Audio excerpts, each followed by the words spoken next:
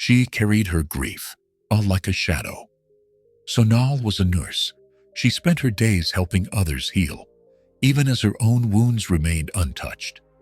3 months ago, she had lost her son. A sudden illness, no warning, no goodbye. He was just gone. Everyone told her to be strong, but she didn't want to be strong. She wanted her little boy back. Each night, she would come home, wash her hands for the 100th time, and stare at his empty room. The toys were untouched. The tiny blue slippers sat by the bed, just as he had left them. At work, she smiled. She checked vitals. She comforted families. And yet, inside, she was a hollow shell. One evening, Sonal was asked to attend to an old man brought in with chest pain. He didn't speak much. His name was simply recorded as Baba. He watched her work in silence. His eyes were old but clear, not judging, just seeing. When she finished her rounds, he said softly, "You carry your grief like a bag of stones." She looked up. She hadn't told him anything, but something in her cracked. She nodded. Tears fell. "I don't know how to put it down," she whispered. He didn't answer. Instead, he pointed to the small garden just outside the hospital window.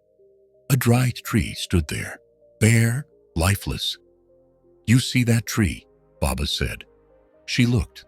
"Yes. I come here every spring," he said. 10 years ago, I lost my daughter. This tree had no leaves when I first saw it. I sat beside it every day, in silence, no prayers, no forcing, just being. She was still, listening. One morning, I came, and the tree had bloomed. Not because I did anything. It just did, when the time was right. Sonal didn't speak, but her breath slowed. The next day, she sat by that tree during her break. No phone, no thoughts, just silence. It became her ritual, not to forget, but to let the grief breathe. Weeks passed. The tree began to bloom, small green buds, tiny flowers. So did Sonal. One evening, a child came in, burn wounds, unconscious. She stayed through the night, caring, praying, holding the child's mother as she wept. When the child opened his eyes, Sonal smiled. It wasn't forced. The aches still lived in her, but it no longer controlled her. Sometimes healing doesn't mean forgetting.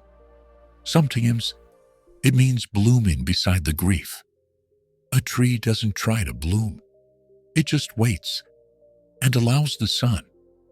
This story reminds people they don't have to move on from pain. Instead, they can bloom beside it. It teaches the quiet strength of acceptance and the Zen power of simply being. If this story touched your heart, please like, comment, share, and subscribe to our YouTube channel for more soul-stirring stories.